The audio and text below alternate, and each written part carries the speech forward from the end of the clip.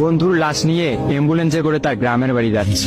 সময় কাটানোর জন্য ফোনটা বের করলাম। ঠিক সেই মুহূর্তেই মোবাইলে একটা মেসেজ আসে। আমার সামনেই আমার প্রিয় বন্ধুটি কফিনের মধ্যে লাশ হয়ে পড়ে আছে। মেসেজ করেছে আমার সেই মৃত ফ্রেন্ডের গার্লফ্রেন্ড অবন্তী।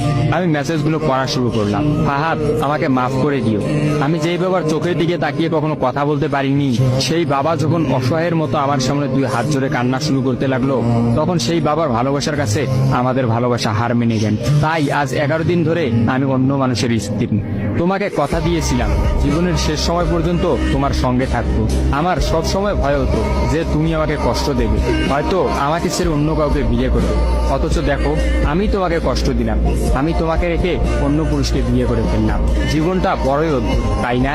তোমার কি মনে আছে আমি তোমাকে কাঁদতে কাঁদতে বলতাম আমাকে কখনো ছেড়ে যাবে না? তো তুমি হাসতে হাসতে উত্তর দিতে, আমি তোমাকে কখনো ছেড়ে যাব না, তুমি আমাকে ছেড়ে গেলে যেতে পারো।